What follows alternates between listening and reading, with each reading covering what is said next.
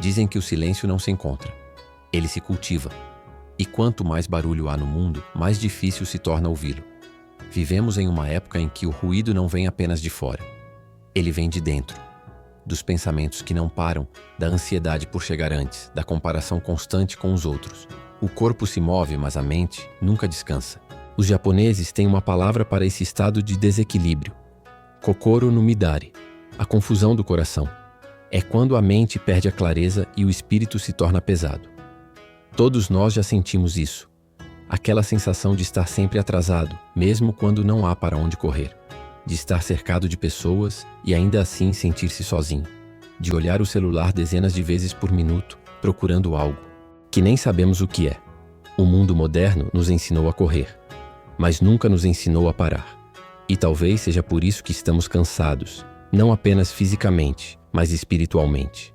No Japão, existe um antigo provérbio que diz: mesmo que a água do rio corra sem parar, o lago encontra a calma. E é essa calma escondida em meio ao movimento que os japoneses aprenderam a cultivar ao longo de séculos. Não se trata de fugir do caos, mas de aprender a caminhar dentro dele, sem se perder. Essa filosofia aparece em muitos aspectos da vida japonesa. No jeito de preparar o chá, no modo como limpam a casa, na maneira como agradecem antes de comer. Tudo é feito com presença, com respeito, com intenção. Há quem pense que isso é apenas disciplina, mas é muito mais profundo. É um tipo de paz que nasce do entendimento de que cada gesto, por menor que seja, é um reflexo do estado da alma. Enquanto o Ocidente busca felicidade em conquistas, metas e velocidade, o Oriente parece ter descoberto algo mais simples e ao mesmo tempo mais difícil. Que a verdadeira felicidade pode estar no ato de respirar com atenção, de observar uma folha cair, de ouvir o som da chuva sem pressa. Há uma prática no Japão chamada shikan, que significa apenas contemplar. É usada em mosteiros, mas também no dia a dia de muitas pessoas comuns. Durante alguns minutos, elas apenas olham uma paisagem, uma xícara de chá, um pedaço de madeira. Não para analisar nem para entender, apenas para estar presentes. Parece pequeno, mas é nesse instante silencioso que algo começa a mudar. Os pensamentos desaceleram, o corpo relaxa, e a mente, pela primeira vez em muito tempo, volta a ouvir o som da própria existência. Talvez seja esse o primeiro passo para encontrar paz. Reaprender a perceber o mundo sem querer controlá-lo. A paz no Japão não é vista como um prêmio que se conquista no final do caminho. Ela é o próprio caminho. Um estado que se manifesta quando aceitamos o que é, sem desejar que fosse diferente. Em templos antigos, monges costumam repetir uma frase simples antes de iniciar suas orações. Hoje, novamente, o sol nasceu. Eles não pedem. Eles apenas reconhecem. E é curioso perceber o poder que há nesse gesto. Porque quando deixamos de desejar que o mundo seja outro, começamos a enxergar o quanto ele já é suficiente. A vida moderna tenta nos convencer de que precisamos de mais tempo, mais dinheiro, mais produtividade, mais tudo. Mas o Japão nos lembra que a paz não nasce da abundância, e sim do equilíbrio, do espaço entre um pensamento e outro, do instante em que respiramos fundo e deixamos o barulho se dissolver. O segredo japonês começa aí, no silêncio que sobrevive dentro do caos. O segredo japonês não é um ensinamento de poucas palavras, nem um remédio rápido. É um conjunto de práticas simples que, somadas dia após dia, mudam a qualidade do tempo que vivemos.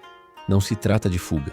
Trata-se de estratégia consciente para habitar a vida com mais presença. Quando falamos em presença no Japão, pensamos primeiro em rituais antigos, a cerimônia do chá, a meditação zazen, o banho de floresta. Cada um desses rituais tem algo em comum.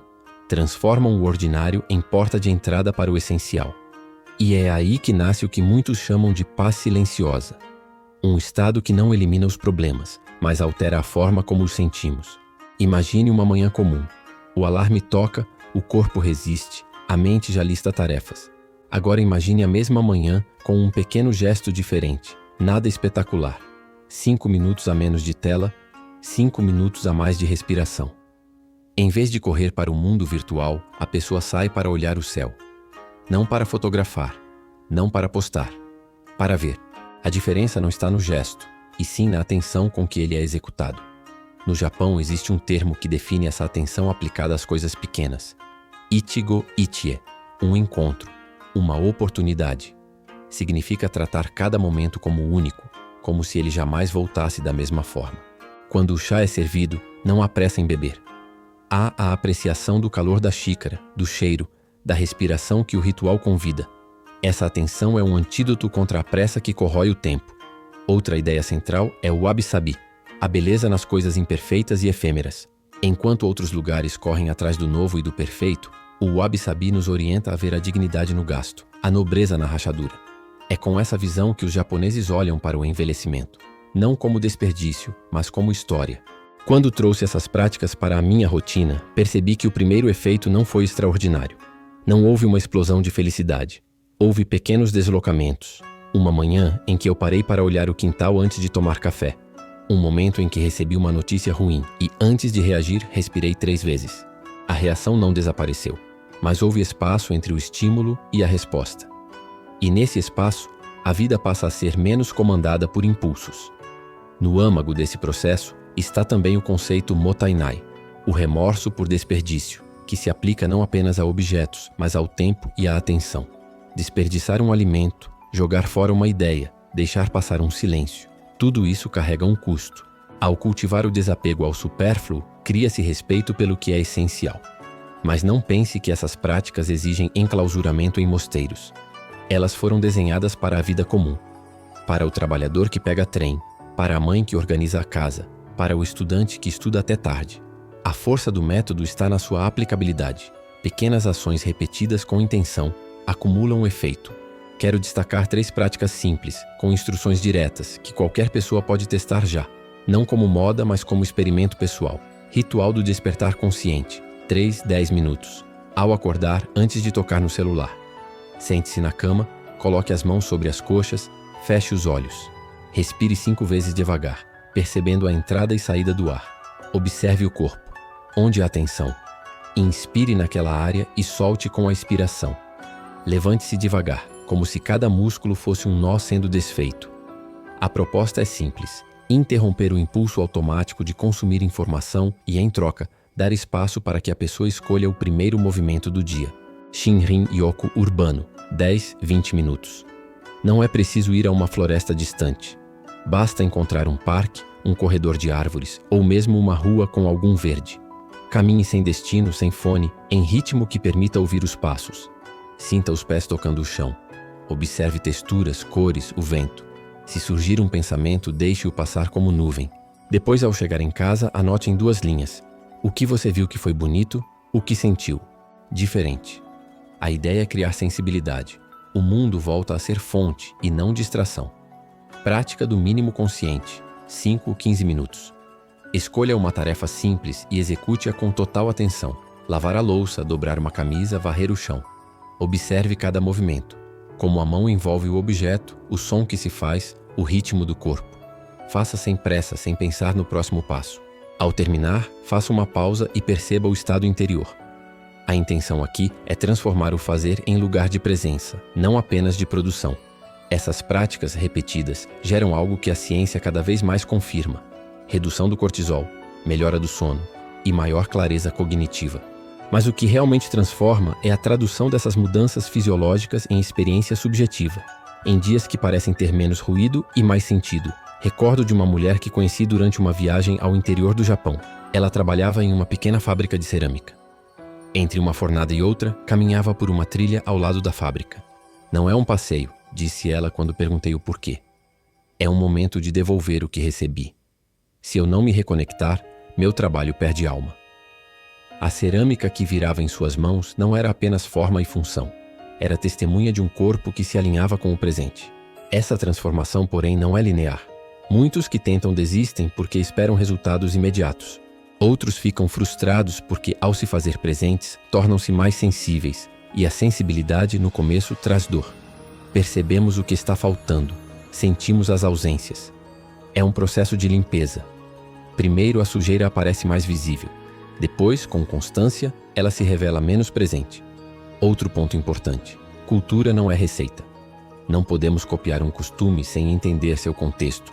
Adaptar significa respeitar a origem e traduzi-la para a própria vida.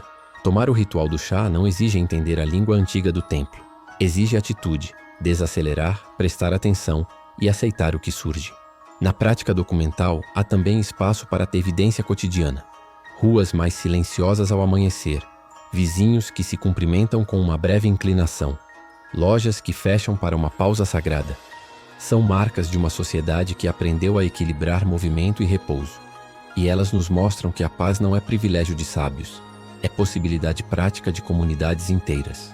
Ao longo das semanas em que experimentei essas práticas, percebi mudanças que não eram necessariamente grandiosas. Eram súbitas, duradouras. Menos reação imediata a notícias ruins. Capacidade de terminar tarefas com sensação de conclusão, não de esgotamento. Melhora no sono sem precisar dormir mais horas, porque a qualidade do descanso aumentava. E então vem a pergunta inevitável: como medir a paz? A resposta é que a paz não cabe em números, mas se reconhece em sinais. Paciência renovada, atenção a pequenos prazeres, menos urgência em preencher o tempo com estímulos. Quando amigos começam a dizer "você parece diferente", essa é uma métrica humana que vale. Se o segredo japonês tem algo a nos oferecer, é um convite à paciência radical. Não a paciência passiva que espera que algo mude por si só, mas a paciência ativa que cultiva o solo. Ações mínimas, repetidas, com intenção. É um exercício de longo prazo que transforma a arquitetura interna do dia a dia. Antes de seguir para as práticas finais e a conclusão desta série, é importante ressaltar: esse caminho não é dogmático. Não exige abandono da tecnologia, nem isolamento social. Exige, sim, escolhas conscientes sobre onde colocar a atenção. E como toda escolha é importante, começa por pequenos passos. Uma manhã, uma caminhada, uma tarefa executada com atenção. No próximo segmento, vamos ver como essas práticas se consolidam em transformação concreta, comportamentos, ritos e um desafio prático para quem quiser começar hoje, agora. E veremos também as histórias de pessoas que, sem buscar milagres, encontraram no silêncio uma nova forma de estar com o mundo. Há um momento inevitável em que toda busca exterior se torna cansaço. Você pode mudar de cidade, de profissão, de companhia, mas o ruído, de alguma forma, continua o mesmo. É o sinal de que o inimigo não está fora. Está dentro. No Japão, há uma máxima antiga: a montanha que você carrega nos ombros está dentro da sua mente. E essa frase resume o que muitos chamam de a segunda metade do caminho. Aquela em que a pessoa já percebeu que não se trata mais de fazer, e sim de ser. Depois das práticas iniciais, o verdadeiro aprendizado é sustentar o silêncio em meio ao movimento. É aqui que entra o conceito de ma, o espaço entre as coisas. O ma é o intervalo que dá sentido à música, o vazio que faz a arte respirar, a pausa que transforma uma fala em mensagem. Na cultura japonesa, o ma não é ausência, é estrutura invisível. Sem ele, tudo vira ruído. Na vida cotidiana, o ma aparece quando deixamos de preencher todos os segundos com algo. Quando permitimos que o silêncio entre uma tarefa e outra, entre uma emoção e outra. Esse intervalo é o que diferencia uma vida reativa de uma vida consciente. Durante semanas, tentei aplicar isso de forma prática. Entre um e-mail e outro, fazia uma pausa de 1 minuto. Antes de responder a uma mensagem difícil, respirava 3 vezes. Antes de dormir, deixava o quarto completamente escuro, sem som algum, e observava o que surgia na mente. O curioso é que no começo o silêncio parecia incômodo, como se algo estivesse faltando. Mas depois percebi, era o oposto. O que faltava era ele. Pouco a pouco o corpo começa a responder. Os ombros relaxam, o coração desacelera, o sono vem mais leve. E junto com a calma nasce uma clareza nova. A percepção de que muitas coisas que chamávamos de urgentes nunca foram. Essa mudança de percepção é o que os mestres Zen chamam de sabedoria do nada, não no sentido de vazio existencial, mas de esvaziamento da ilusão. Quando deixamos de tentar segurar o que não existe, sobra espaço para o que é real. Há um templo em Kyoto onde todas as manhãs os monges varrem o chão do jardim, mas o chão é de pedras. E quando um visitante perguntou por que faziam isso, o monge respondeu: "Varremos o chão para varrer a mente." Esse ato simbólico revela algo profundo. Não se trata da ação, mas da intenção dentro dela. A limpeza é apenas o veículo. O destino é interno. E talvez seja isso que o mundo moderno mais precisa reaprender: a simplicidade como veículo de transcendência. Não há necessidade de grandes retiros nem de técnicas secretas. Há apenas o compromisso de estar inteiro em cada gesto. Quando o Japão fala de encontrar paz no caos, não se refere a eliminar o caos, mas a mudar o modo de estar dentro dele. O silêncio japonês não é mudez, é atenção. É o ouvido interno que percebe o ritmo da vida e se ajusta a ele, como o bambu que se inclina sem quebrar. E é curioso como, depois de algum tempo, as pequenas práticas começam a se expandir sozinhas. Você passa a se irritar menos no trânsito, a perceber o sabor real da comida, a ter conversas mais lentas e profundas, a sentir gratidão por detalhes que antes pareciam invisíveis. A mente deixa de correr atrás das coisas e começa a caminhar ao lado delas. Um mestre japonês escreveu certa vez: a mente calma vê o mundo como um espelho sem ondas. E é exatamente isso. A paz não é um prêmio para quem vence a corrida, é o estado de quem decide parar de correr. Quando compreendemos isso, surge um tipo diferente de força. Não a força rígida de quem precisa provar algo, mas a força tranquila de quem sabe que o essencial não precisa de plateia. E essa força silenciosa é o que sustenta todas as outras virtudes: paciência, clareza, gentileza. Mas é importante entender: viver assim não significa isolar-se do mundo. Significa participar dele de outro modo, com menos urgência, mas com mais presença, com menos ruído, mas com mais sentido, com menos controle e mais entrega. Em um mundo de distrações, o silêncio é um ato de resistência. Resistir a ser levado pelo excesso. Resistir à pressa que apaga o sabor da vida.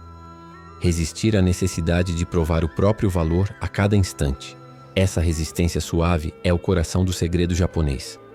Não é uma fórmula mágica, é um modo de existir. Um gesto repetido até se tornar natural, um cuidado constante até se tornar identidade. Quando o corpo se acostuma à calma, ela se torna seu novo lar. E tudo o que antes parecia distante, foco, descanso, propósito, volta a caber dentro de você. No fim, talvez o ensinamento mais simples e mais difícil seja este: a paz não está em encontrar silêncio, está em deixar que ele te encontre. Por isso, o desafio final não é adicionar algo novo à rotina. É remover o que sobra. 1 minuto sem som, uma manhã sem pressa, um pensamento que pode ser deixado ir. E repetir. Todos os dias. Porque o segredo japonês, no fundo, não é japonês. É humano. É a lembrança ancestral de que, mesmo em meio ao caos, existe um lugar de quietude que nunca se perde, apenas se esquece. E o caminho de volta é apenas lembrar o que o silêncio... Se esse vídeo te trouxe um pouco de calma, deixa ele continuar o caminho. Compartilha com alguém que também precisa respirar. E se você quiser seguir essa jornada de silêncio e autoconhecimento, se inscreva no canal. Deixa um like e me conta nos comentários o que a paz significa para você.